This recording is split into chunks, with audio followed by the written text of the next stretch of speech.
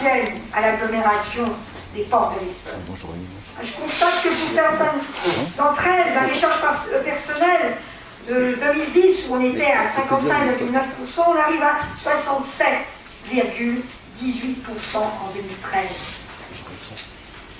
Concernant notre chapitre 14, relatif aux atténuations de produits, il progresse donc de 2,10%, soit 8,9% de nos dépenses de fonctionnement. Je rappelle encore une fois que les règles du jeu imposées à cette ligne ont été quelque peu modifiées. C'est un nouveau poids que fait peser l'État sur notre commune. Si nos dépenses de fonctionnement progressent à un rythme inférieur à celui de l'inflation, notre versement au Fonds national de garantie individuelle des ressources atteint un montant de 3 771 788 €. Tandis que le nouveau Fonds national de péréquation des ressources intercommunales et communales nous coûte 140 000 €. Et qui connaît d'ailleurs une progression de 82 000 €. Je souligne que notre commune devra s'acquitter d'une montée en charge exponentielle de notre contribution. 231 000 € en 2014 nous sera exigé. 445 000 € nous sera exigé en 2015. 597 000 € en 2016. C'est une multiplication considérable de ce que nous aurons à verser à ce fonds en espace de 5 ans. S'agissant de nos charges financières, nos intérêts d'emprunt diminuent de 120%, soit un montant de 1 284 646 €. Au regard du contexte économique difficile aujourd'hui, les charges nouvelles imposées par l'État socialiste comme son désengagement continu sur les dotations, je crois que nous avons raison ici encore de conduire notre politique budgétaire avec la plus grande prudence. L'environnement est tellement mouvant et incertain. Comme précisé dans la note de synthèse, nous avons pu bénéficier de taux particulièrement bas.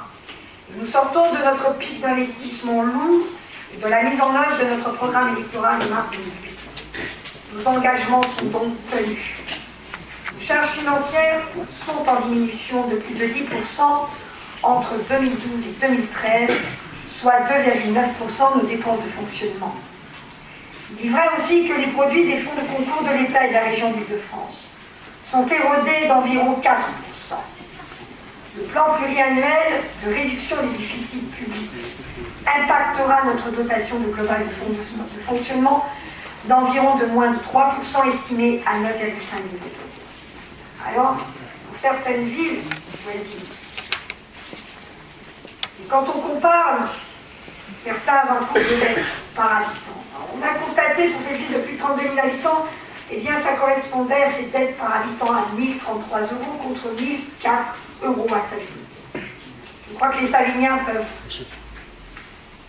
s'inquiéter, mais en même temps se rassurer qu'à Savigny, nous avons quand même une gestion.